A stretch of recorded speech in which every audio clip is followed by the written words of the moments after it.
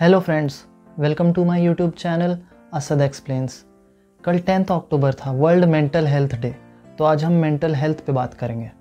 World mental health day हर साल 1992 से 10 अक्टूबर को ऑब्जर्व किया जाता है वर्ल्ड मेंटल हेल्थ फेडरेशन के इनिशिएटिव पे, जिसको वर्ल्ड हेल्थ ऑर्गेनाइजेशन भी सपोर्ट करता है। इस दिन को ऑब्जर्व करने का ये ऑब्जेक्टिव है कि लोगों को ज़्यादा से ज़्यादा मेंटल हेल्थ इशू के बारे में एजुकेट और अवेयर किया जा सके और इससे रिलेटेड जो सोशल स्टिग्मा है उसे ख़त्म किया जा सके, ताकि ज़्यादा से ज़्यादा लोग बाहर आके किसी भी तरह के मेंटल हेल्थ इशू के बारे में बात कर सकें। और आज के टाइम पे कोविड-19 क्राइसिस में मेंटल हेल्थ इशू पे बात करना और भी ज़्यादा इम्पॉर्टेंट हो जाता है। और कोविड-19 तो पिछले 9 महीने 1 साल की बात है सिर्फ, लेकिन लोग मेंटल हेल्थ इश्यूज़ से पिछले कई सालों से जूझ रहे हैं। मैं कुछ रिपोर्ट्स आपको बताना चाहूँगा वर्ल्ड हेल्थ ऑर्गेनाइजेशन की। अकॉर्डिंग टू WHO, वर्ल्ड में जितने भी डिजीज़ कंडीशंस हैं उसमें से 15% तो सिर्फ मेंटल इलनेस है। और सेम एस्टीमेट हमें ये भी बताता है कि India has one of the largest population affected by mental illness. और WHO ने इंडिया को world's most depressing country label किया है।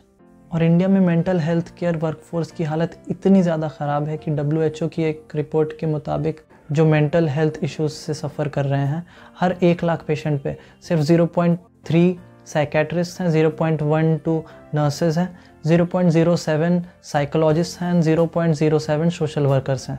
तो आप समझ सकते हैं कि इंडिया में मेंटल हेल्थ केयर वर्कफोर्स की कितनी ज़्यादा शॉर्टेज है। और ये प्रॉब्लम अभी की नहीं है, ये प्रॉब्लम बहुत पुरानी है। एक स्टडी के मुताबिक इंडिया में 1990 से लेकर के 2017 तक हर 7 में से 1 पर्सन किसी न किसी तरह के मेंटल इलनेस से सफ़र कर रहा था। एंग्जाइटी और डिप्रेशन से लेकर के सीवियर कंडीशन जैसे कि स्किज़ोफ्रेनिया तक भी। तो ये कहना कुछ गलत नहीं होगा कि हमारी कंट्री एक मेंटल हेल्थ एपिडेमिक से गुजर रही है। आपकी मेंटल हेल्थ आपकी फ़िज़िकल हेल्थ जितनी ही इम्पॉर्टेंट है। मेंटल हेल्थ का एक बहुत ही इंटीग्रल पार्ट है, लेकिन हम इसे इग्नोर कर देते हैं। अब मेंटल हेल्थ इश्यूज़ में क्या क्या चीज़ें आती हैं, चाहे वो चाइल्डहुड में ऑटिज़म और इंटेलेक्चुअल डिसेबिलिटी हो, चाहे अडल्ट एज में डिप्रेशन और एंग्जाइटी हो, या ओल्ड एज में साइकोसिस और डिमेंशिया हो, ये सारी चीज़ें मेंटल हेल्थ इश्यूज़ में आती हैं। मेंटल हेल्थ में इमोशनली आप कैसा फ़ील करते हैं, साइकोलॉजिकली आप कैसा सोचते हैं और सोशली आप कैसा बिहेव करते हैं, ये सारी चीज़ें आपके मेंटल हेल्थ में आती है। और मेंटल हेल्थ सारी चीज़ों को अफेक्ट करता है। तो मेंटल हेल्थ आपके लाइफ की हर एक स्टेज पे बहुत इंपॉर्टेंट है, चाहे वो चाइल्डहुड हो, एडोलेसेंस या पूरा अडल्टहुड हो। अब इसका रीज़न क्या है कि इंडिया की मेंटल हेल्थ इतनी ज़्यादा ख़राब है? सबसे पहली चीज़, लोगों में अवेयरनेस और सेंसिटिविटी ही नहीं है इस इशू के बारे में। या तो लोग इस बात को नेगलेक्ट कर देते हैं या समझते हैं ऐसा कोई इशू है ही नहीं।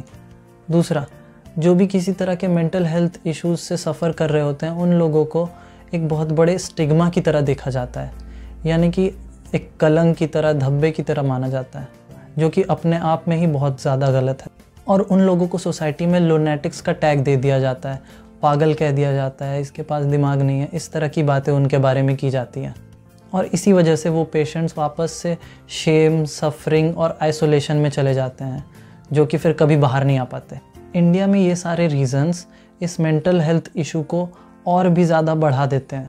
जो भी लोग मेंटल हेल्थ प्रॉब्लम से सफ़र कर रहे हैं उन लोगों को वही सेम एक्सेस होना चाहिए, सेफ़ एंड इफ़ेक्टिव केयर मिलनी चाहिए जो कि किसी भी फिज़िकल हेल्थ प्रॉब्लम वाले पेशेंट को मिलती है। वर्ल्ड मेंटल हेल्थ डे 2020 का थीम है increased investment in mental health. Governments ने काफ़ी सालों तक बहुत कम फंड्स एलोकेट किए हैं मेंटल हेल्थ के लिए। इस इशू को बहुत नेगलेक्ट किया गया है, लेकिन अब ज़रूरत है कि हमारी गवर्नमेंट्स मेंटल हेल्थ पे भी उतना ही ध्यान दे जितना कि फ़िज़िकल हेल्थ पे। तो आज के टाइम की ज़रूरत है कि मेंटल हेल्थ पे फंडिंग और एक्सपेंडिचर बढ़ाया जाए, ताकि मेंटल हेल्थ रिलेटेड इश्यूज़ और प्रॉब्लम्स को ज़्यादा से ज़्यादा कम किया जा सके।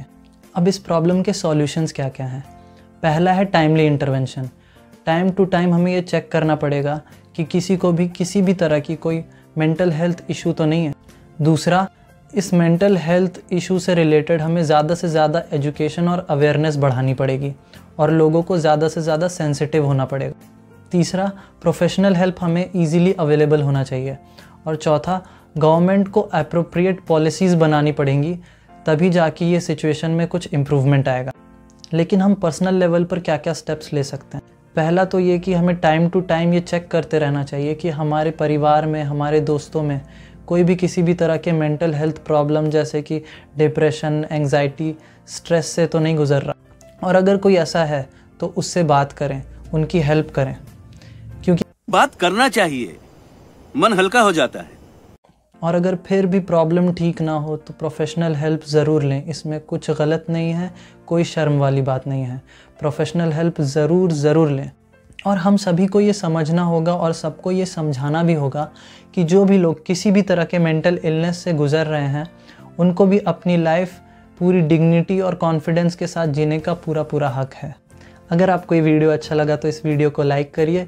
इस इशू के बारे में अवेयरनेस फैलाने के लिए इस वीडियो को ज़्यादा से ज़्यादा शेयर करिए और इस तरह के इन्फॉर्मेटिव वीडियोस देखने के लिए इस चैनल को सब्सक्राइब करिए और बेल नोटिफिकेशन की घंटी बजा दीजिए। जल्द ही मिलेंगे एक नए टॉपिक के साथ। सी यू गाइस।